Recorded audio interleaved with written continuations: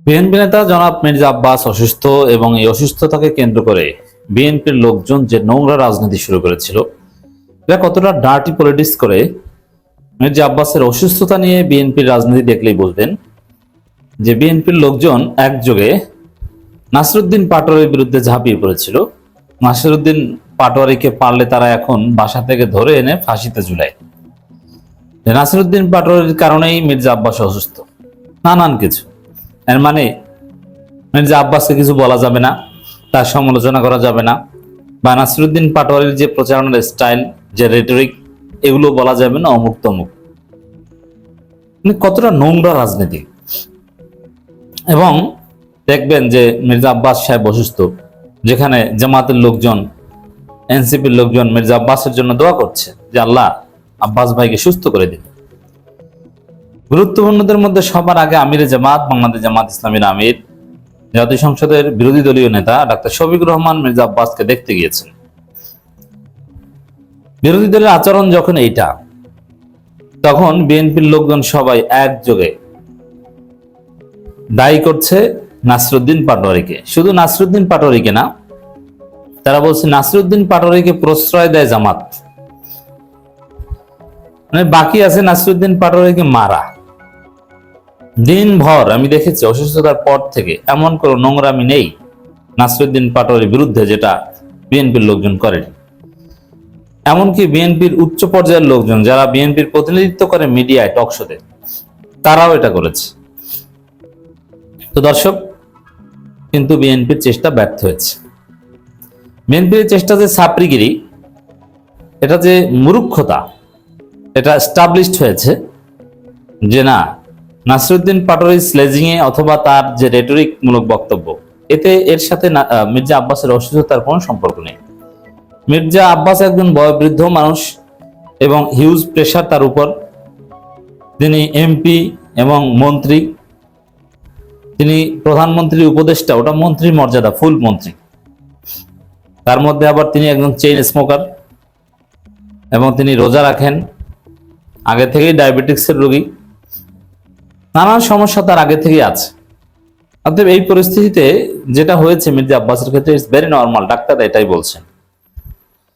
তো সেখানে নাসিরউদ্দিন পাটোয়ারিকে অযাচিতভাবে টেনে আনা, এটা বিএনপির দুইটা বৈশিষ্ট্য আমরা এখানে দেখছি। একটা হচ্ছে যে লাশ নিয়ে রাজনীতি করা, আর একটা হচ্ছে অসুস্থতা নিয়ে রাজনীতি করা।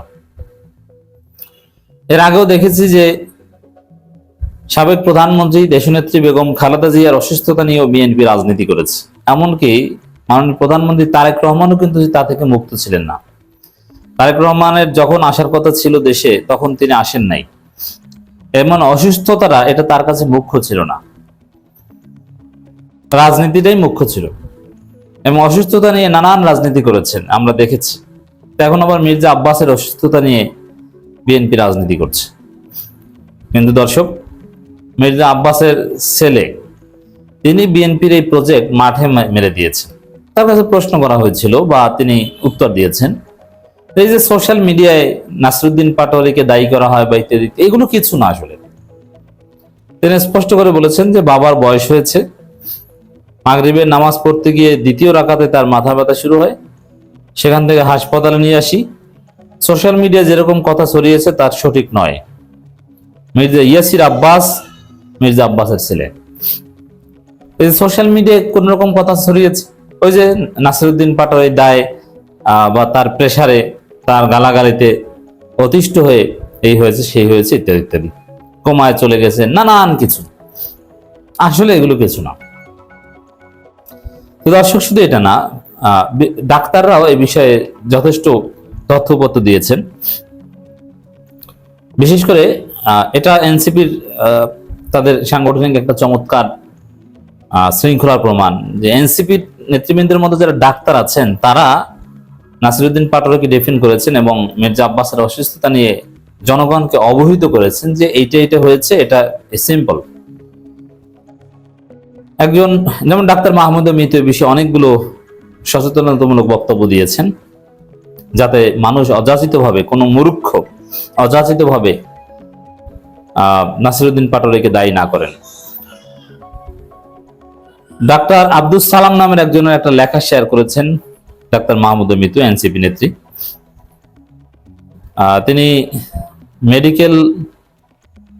মেডিসিনের বাইবেল খ্যাত ডেভিডসন নামক বইয়ের পেজ থেকে স্ট্রোকের রিস্ক ফ্যাক্টর গুলো এখানে তুলে ধরা, যেটা আমরা এই আলোচনার মধ্যে আমরা একটু শিখে নিয়ে আসেন। বয়স, পুরুষ, পূর্বের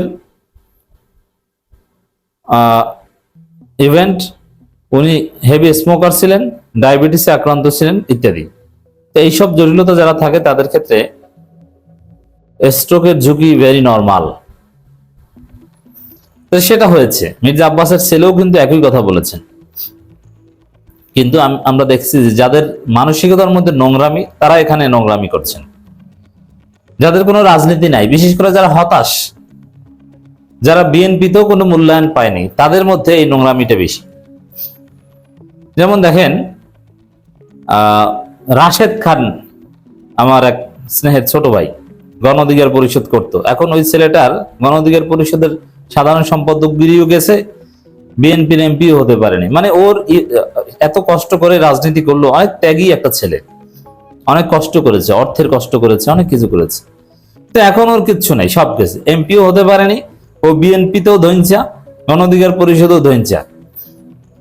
এখন 2-4 দিন ওরে দুই একটা টক সমস্যাতে ডাকে, 2 দিন পর কেউ ডাকবে না। ওকে একটা ভালো প্রফেশনে যেতে হবে, মধু টুধু বেচা বা এরকম। মধু বেচা এটা খারাপ প্রফেশন না, ইটস এ স্মার্ট প্রফেশন। ব্যবসা বাণিজ্য করা, চাকরি তো আর করতে পারবে না। অথবা যদি তারেক রহমানের কাছে কিছু চায় যে ভাই আমাকে কিছু একটা দেন, এছাড়া রাশেদ খানের কোনো উপায় নেই। ওই রাশেদ খানরা উল্টো পাল্টা কথা সরাচ্ছে। এই রাশেদ খানরা ওই আওয়ামী মার্কা কথা বলে একটু আলোচনায় থাকতে যাচ্ছে। যেমন কি, এই যে জ্বালানি সংকট, নাকি জামাত শিবিরের লোকজন বেশি বেশি তেল কিনে সংকট দেখাচ্ছে এবং তারাই নাকি প্রচার করছে। আপনি চিন্তা করেন কতটা স্যাসরা হলে এ ধরনের উদ্ভট কথা বলতে পারে। জেনে শুনে এই স্যাসরামি করছে কেন? একটু আলোচনায় থাকা, যে বিএনপি নেতা হিসেবে একটু প্রাসঙ্গিকতা থাকা যায় কিনা। না, কিছুই থাকবে না, 2 দিন পরে কেউ গুনবেই না। বিএনপির লোকজনই পিটাবে, কয়েক দফা পিটানি খেয়েছে। আলম নামের একজন আছে, এই আসনে মির্জা আব্বাসের বিপরীতে নির্বাচন করেছিলেন, ভোট সম্ভবত একটাও পান নাই নাকি। তিনি বলছেন মির্জা আব্বাসের কিছু হলে তার 80 ভাগ পাটোয়ারি অনিয়ন্ত্রিত কথাবার্তা দায়ী। মানে এই ধরনের ব্যর্থ রাজনীতিবিদ যারা, তারা পাটোয়ারিকে ফাঁসানোর চেষ্টা করছেন, কিন্তু সব কিছু খেয়ে দিয়েছেন মির্জা আব্বাসের ছেলে, যে না এগুলো কিছু না, এটা স্বাভাবিক অসুস্থতা তার, এবং ডাক্তাররাও এটাই বলছেন। বরং আমরা এর মধ্যে রাজনৈতিক সমালোচনা করবো। আর একটা রাজনৈতিক সমালোচনা, একজন ডয়সেবের একজন সাংবাদিকের একটা লেখা আপনাদেরকে একটু শোনাচ্ছি। আওয়ামী লীগের 17 বছরে ঢাকায় বিএনপির কোনো আন্দোলনই জমাতে পারেননি মির্জা আব্বাস, বরং তিনি তার ব্যবসা বাণিজ্য টেকাতেই বেশি ব্যস্ত ছিলেন বলে বিএনপির কেউ কেউ মনে করতেন। তিনি এমন সারির নেতা যারা ঢাকায় কঠিনতম পরিস্থিতিতেও আওয়ামী লীগের বিরুদ্ধে শক্ত প্রতিরোধ গড়ার সক্ষমতা রাখেন, কিন্তু তার প্রতিফলন বিগত বছরগুলোতে তেমন একটা দেখা যায়নি। নাসিরউদ্দিন পাটোয়ারি মাঠের রাজনীতিতে তার তুলনায় একটা শিশু। শুধু এই পাটোয়ারি কথাবার্তার কারণে মির্জা আব্বাস অসুস্থ হয়ে হাসপাতালে একটা উদ্ভট ভাবনা বলে মনে হয় আমার কাছে। মির্জা আব্বাস এর চেয়ে অনেক কঠিন কঠিন পরিস্থিতি মোকাবেলা করেছেন জীবনে। আমি তার সুস্থতা কামনা করি। তো এখানে মির্জা আব্বাসের ব্যর্থতাটাও তুলে ধরা হয়েছে।